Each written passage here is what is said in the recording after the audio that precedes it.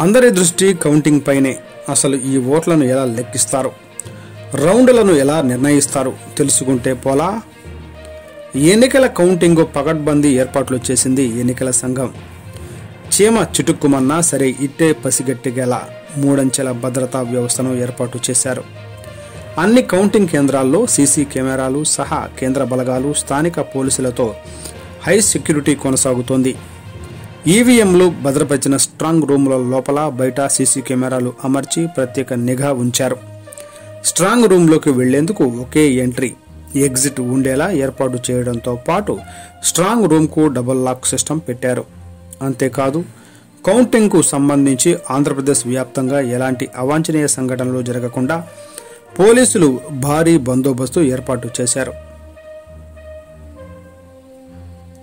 అయితే ఎన్నికల పోలింగ్ ముగిసిన తర్వాత అధికారులు ఓట్ల లెక్కింపులో ప్రతి అంశాన్ని చాలా జాగ్రత్తగా పరిశీలిస్తారు. ఎన్నికల సంఘం నిబంధన మేరకు ఉదయం 8 గంటలకు ఓట్ల లెక్కింపు షురు అవుతుంది. కానీ దీనికోసం ముందు నుంచే కసరత్తు జరుగుతుంది. లెక్కింపునకు 4 గంటల ముందు అధికారులు తమ పనుల్లో నిమగ్నమవుతారు. సిబ్బంది తమకు కేటాయించిన లెక్కింపు కేంద్రాలకు ఉదయం 4 గంటలకు వెళ్ళాలి. 5 గంటలకు వారికి లెక్కింపు చేయాల్సిన టేబుల్స్ చూపిస్తారు. సంబంధిత నియోజకవర్గ రిటర్నింగ్ అధికారి సిబ్బందితో ప్రమాణం కూడా చేయిస్తారు. లెక్కింపులో గోప్యత పాటిస్తామని వారు చెబుతారు. 8 గంటలకు పోస్టల్ బ్యాలెట్ లెక్కింపు మొదలవుతుంది. 8 గంటల 30 నిమిషాల వరకు ఇది కంటిన్యూ అవుతుంది. పోస్టల్ ఓట్లు ఎక్కువ ఉండి సమయం పడితే ఆ లెక్కింపు కొనసాగిస్తూనే ఈవీఎం ఓట్ల లెక్కింపు కూడా చేస్తారు. 1 నిమిషానికి 3 పోస్టల్ బ్యాలెట్లు లెక్కిస్తారని అంచనా ఉంది. రౌండ్లను ఎలా నిర్ణయిస్తారు? నియోజకవర్గాల్లో పోలింగ్ కేంద్రాలను వాటి పరిధిలో పోలైన ఓట్లు ప్రాతిపదికన ఎన్ని రౌండ్లు కావాలో నిర్ణయం తీసుకుంటారు. ఒక్కో రౌండ్కు 30 నిమిషాల సమయం వరకు పడుతుంది. 14, 15 టేబుళ్లపై లెక్కింపు చేస్తారు. ఒకసారి మొత్తం టేబుళ్లపై ఉన్న ఈవీఎంల లెక్కింపు పూర్తయితే ఒక రౌండ్ పూర్తయినట్లుగా నిర్ధారిస్తారు. వీవీప్యాట్ స్లిప్పుల లెక్కింపు ఎలా? ఓటింగ్ పట్ల విశ్వాసాన్ని మెరుగుపరచడానికి 2013లో voter verified paper audit trial VVPAT సిస్టమ్ను ఈవీఎంలో జోడించారు.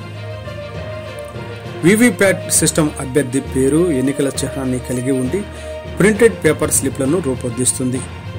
ఈ ఈవీఎంల లెక్కింపు పూర్తయిన అనంతరం వీవీప్యాట్ల స్లిప్పులు లెక్కిస్తారు. నియోజకవర్గంలోని పోలింగ్ కేంద్రాల నెంబర్స్ను చీటీలపై రాసి లాటరీ తీస్తారు. ఏ వీవీప్యాట్ స్లిప్పులు లెక్కించారో లాటరీ ద్వారా నిర్ణయం తీసుకుంటారు. ఈ ఈవీఎం లెక్కింపులో వచ్చిన ఓట్లు వీవీప్యాట్ల స్లిప్ల ఓట్లను చూస్తారు. ఏదైనా వ్యత్యాసం ఉంటే మళ్లీ స్లిప్లను 2సారి లెక్క పెడతారు. ఇలా 3 సార్లు చేస్తారు. అప్పటికీ తేడా వస్తే స్లిప్పుల్లోనే లెక్కనే పరిగణలోకి తీరుతుంది. అయితే ఇక్కడ గమనించాల్సిన విషయం ఏమిటి అంటే, ఈవీఎంల లెక్కింపుతో అనధికారంగా ఎవరికి ఎన్ని ఓట్లు వచ్చాయో అర్థమవుతుంది.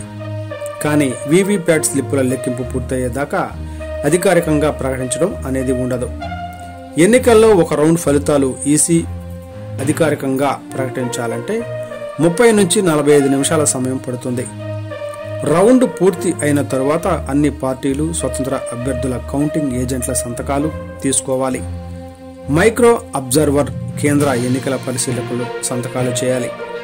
ఆ తర్వాత ఏవైనా ఈవీఎంలలోని ఓట్లను ఎన్నికల పరిశీలకుడు ఫలితాల రికార్డులతో పరిశీలిస్తారు. ఈవీఎంలో వచ్చిన ఓట్లు, వీవీప్యాట్లలో వచ్చిన ఓట్లు సరిపోవాలి. ఆ తర్వాత ఏజెంట్లు ఎవరికీ అభ్యంతరం లేదని చెప్పిన తర్వాత ఆర్ఓ రౌండ్ ఫలితాలు అధికారికంగా ప్రకటిస్తారు. ఈ ప్రక్రియలో ఏదైనా అభ్యంతరం ఉంటే ఓట్ల లెక్కింపు చాలా ఆలస్యం అవుతుంది. ఓట్ల లెక్కింపు ఇలా ఒక్కో ఈవీఎంలో 1000 నుంచి 1200 ఓట్లు ఉంటాయి. రౌండ్కు 14 టేబుల్స్ మీద అంటే 14,000 నుంచి 15,000 ఓట్లు తెలుస్తాయి.